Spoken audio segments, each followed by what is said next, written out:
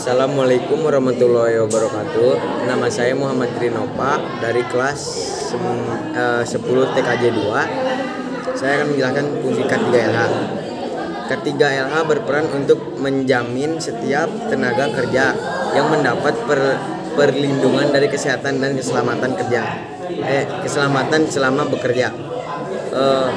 Menjamin setiap sumber produk yang layak dan aman digunakan sehingga mengurangi resiko kerugian yang diakibatkan oleh kecelakaan kerja. Undang-Undang K3LH, Undang-Undang Nomor 1 Tahun 1970 tentang keselamatan kerja. Undang-undang terkenal sebagai aturan pokok K3.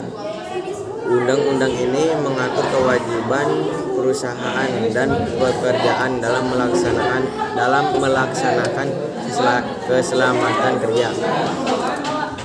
Peraturan Menteri Tenaga Kerja nomor 4 tahun 1987 tentang Panitia Pembina Keselamatan dan Kesehatan Kerja P2K3.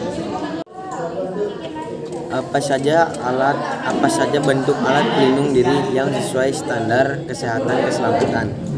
Yang ke satu adalah helm, yang kedua adalah sabuk, yang ketiga adalah sepatu bot, yang keempat adalah sepatu pelindung, yang kelima masker, yang keenam penutup telinga, yang ketujuh kacamata, yang kedelapan sarung tangan, yang sembilan pelindung wajah, yang lingkungan kerja lebih baik saat produktif, meningkatkan serta tingkat kepuasan serta meningkatkan tercipta sebuah lingkungan kerja yang baik dan positif. Hal ini dapat membantu membangun tim dan perusahaan yang solid sehingga diharapkan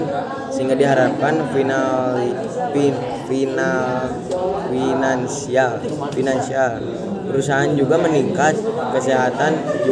Kesehatan kerja bukan hanya dilihat dari karyawan yang tidak sakit, tapi secara kesehatan mental para karyawan mampu melakukan yang terbaik dalam bekerja lingkungan kerja yang meningkatkan citra perusahaan. Secara tidak langsung memberikan perlindungan kesehatan dan kesehatan kerja kepada para karyawan akan meningkatkan citra perusahaan di mata konsumen, sebab konsumen akan beranggapan bahwa kualitas barang dan jasa yang ditawarkan perusahaan merupakan hasil dari sumber daya manusia yang berkualitas didapatkan dari kinerja karyawan yang maksimal karena para pekerja mendapatkan hak perlindungan dari perusahaan. Pengertian K3LH. K3LH adalah aturan terkait kesehatan, keselamatan kerja, serta lingkungan hidup. Aturan ini berkait dengan keselamatan bekerja ketika bekerja perusahaan maupun instansi.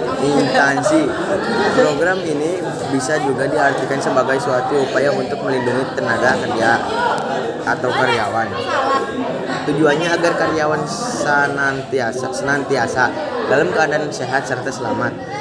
Keselamatan terhadap ketenaga kerjaan sendiri tidak hanya berlaku pada tempat kerjanya saja.